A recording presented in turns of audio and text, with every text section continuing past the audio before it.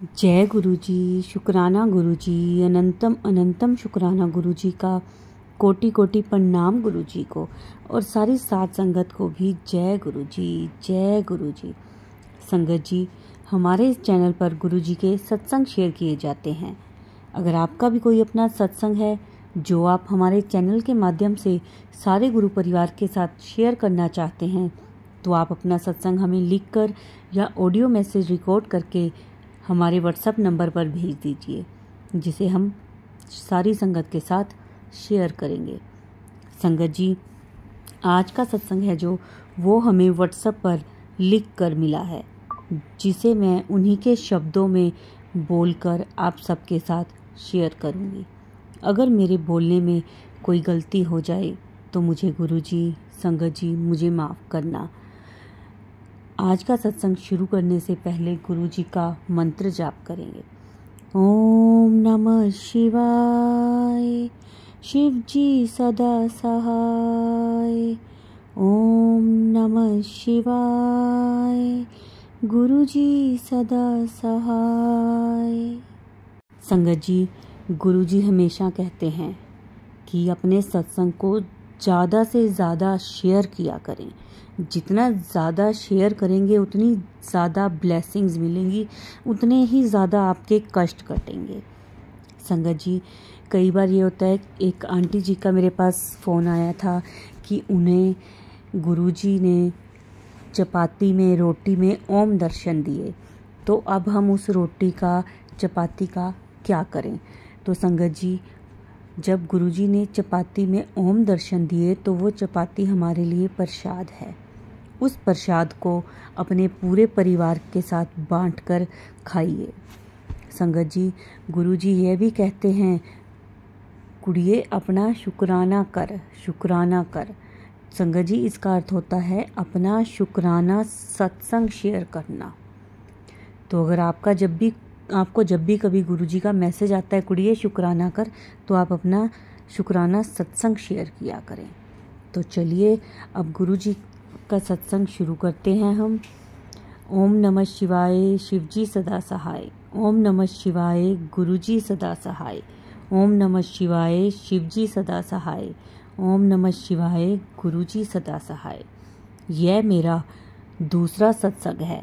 मैं अपना नाम नहीं बताना चाहती संगत जी। पहले सत्संग में मैंने बताया था कि कैसे गुरुजी ने मुझे मेरे बच्चों के साथ मुसीबत से निकाला था। अब मैंने अपनी और अपने बच्चों की लाइफ गुरुजी को सौंप दी है। मैं गुरुजी से कहती हूँ, गुरुजी आपको ही हमें संभालना है। मैं परेशान थी कि बच्चों की पढ़ाई बीच में छूट गई है, उनका साल खराब ना हो जाए, पर गुरुजी की कृपा से मेरे बच्चों का एडमिशन अगली क्लास में बहुत अच्छे स्कूल में हो गया। संगत जी, मैं अपनी जॉब को लेकर भी बहुत परेशान थी, क्योंकि अब मुझे 2.5 साल हो गए थे जॉब छोड़े। मेरा कॉन्फिडेंस भी टूट गया था। इंटरव्यू मुझसे फेस नहीं होता था। पहले मैंने कुछ स्कूल्स में ट्राई किया, पर वहाँ मुझे सैलरी कम लग रही, 15,000 से ऊपर कहीं मिल नहीं रही थी। फिर मैंने किसी दूसरी लाइन में ट्राई करने का सोचा। वहाँ जिन्होंने मेरा इंटरव्यू लिया, उन्होंने मुझसे ऐसे ऐसे क्वेश्चंस किए जिनका मेरे पास कोई आंसर नहीं था, पर मैंने उनको कहा कुछ फैमिली प्रॉब्लम के कारण मैं काफ़ी टाइम से जॉब नहीं कर रही थी, पर आप सिखाओगे तो मैं अच्छे से काम करूँगी। फिर उन्होंने अपनी दूसरी ब्रांच में मुझे इंटरव्यू के लिए भेजा। वहाँ मैं थोड़ा रीड करके गई थी तो इंटरव्यू हो गया। वहाँ सैलरी भी अच्छी थी, पर लास्ट में उन्होंने मुझसे एक्सपीरियंस लेटर मांग लिया जो मेरे पास नहीं था। तो उन्होंने कहा बिना एक्सपीरियंस लेटर के कुछ नहीं होगा। फिर मैंने दिल्ली में अपनी पुरानी कंपनी में कांटेक्ट किया जहां मैं कुछ साल पहले काम करती थी। मेरी बॉस ने मुझे अपनी ही कंपनी की दूसरी ब्रांच इंटरव्यू के लिए भेजा, पर मेरा कॉन्फिडेंस इतना टूट चुका था कि मैं इंटरव्यू में कुछ आंसर दे पा रही थी, कुछ नहीं। फिर उन्होंने कहा, आप बाहर बैठो, थोड़ी देर में एक सर आएंगे, उनसे मिल के जाना। मैं बाहर बैठ गई। तब जिन 2 सर ने मेरा इंटरव्यू लिया था, वो उनमें से एक मेरे पास आए और बोले, तुम कुछ बोल क्यों नहीं रही थी?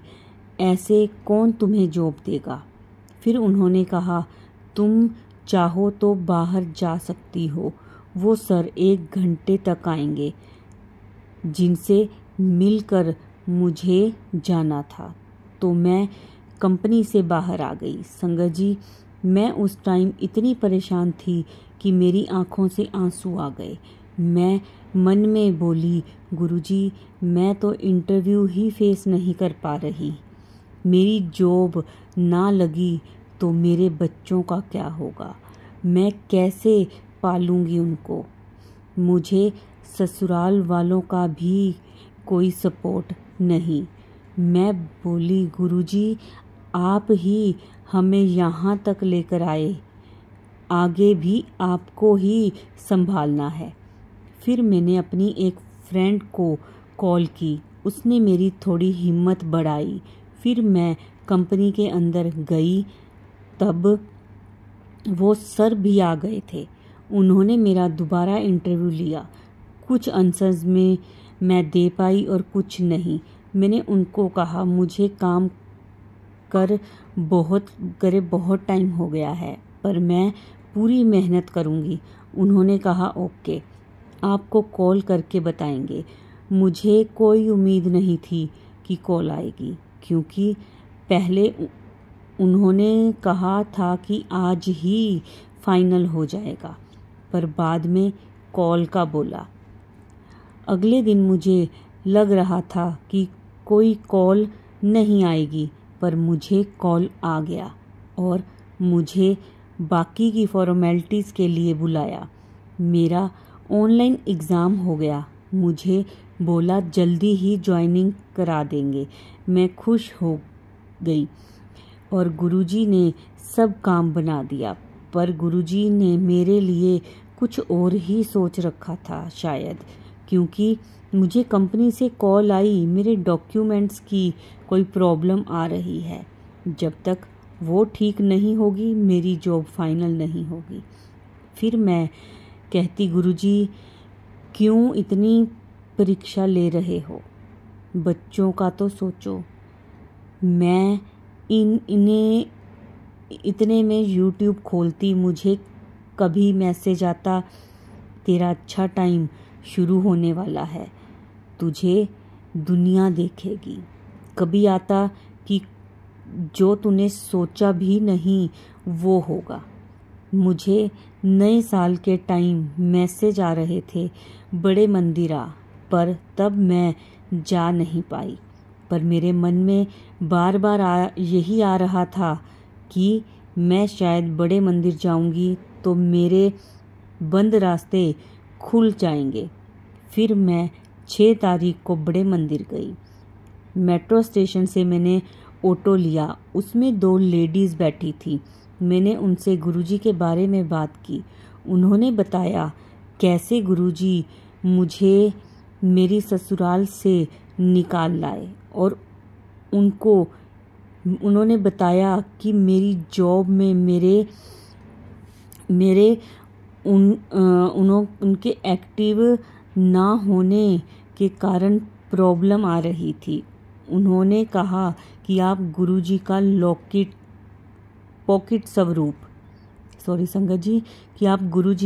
पॉकेट स्वरूप ले लो और उसको रात में गले लगा के सारी प्रॉब्लम कहना और फिर अपने तकिए के नीचे रख के सोना।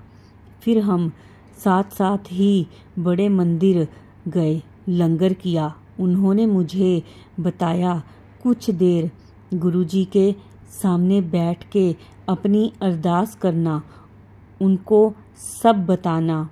फिर हमने लंगर किया। फिर मैंने उनसे कहा चलो गुरुजी का स्वरूप लेकर आते हैं। उन्होंने कहा उनको दूर जाना है, तो वो चली गई और मैं स्वरूप लेने कैबिन में गई तो मुझे लॉकेट स्वरूप मिला। मैंने पॉकेट स्वरूप पूछा तो वो नहीं था। मैंने एक सेवादार से पॉकेट स्वरूप मांगा, उन्होंने मुझे लाकर दे दिया। फिर मैंने गुरुजी के स्वरूप से अपनी सारी प्रॉब्लम्स बताई, जैसे कि उन लेडीज़ ने कहा था कि कुछ दिन ऐसे ही निकल गए, मेरा काम बन नहीं रहा था। फिर मुझे किसी ने कहा कि आप पहले जिस कंपनी में थे ये काम वहीं से होगा। जब मैं पुरानी कंपनी के ऑफिस गई तो मैंने उनको अपनी प्रॉब्लम बताई और कहा मैं कहीं ज्वाइन नहीं कर पा रही। तो उन्होंने कहा कि आप यहीं कंपनी ज्वाइन कर लो, ये प्रॉब्लम हम सॉल्व कर देंगे। उन्होंने मेरी सिटी में ही अपनी ब्रांच में जॉब करने को बोला, पर वहाँ मेरी सैलरी पहले से कम बताई। उन्होंने कहा काम अच्छा करोगी तो प्रमोशन मिल जाएगी। जल्दी में मैंने कहा ठीक है, और कोई रास्ता भी नहीं था। मैं अपने घर आ गई, अपनी सिटी में, अपनी पुरानी कंपनी की ब्रांच में गई। वहाँ मैंने उनको सब बताया तो उन्होंने कहा ठीक है, हम आपको ज्वाइनिंग दे देंगे। ऐसे ही कई दिन हो गए। मैं बार बार पूछती कि कब ज्वाइनिंग दोगे, वो बोलते दे देंगे। मैं गुरुजी से कहती गुरुजी ऐसे कैसे चलेगा, बच्चों का एडमिशन भी करा दिया, अब किसी दूसरी सिटी भी नहीं जा सकती और यहाँ जॉब का फाइनल नहीं हो रहा। फिर मैं बार बार कंपनी कॉल करती।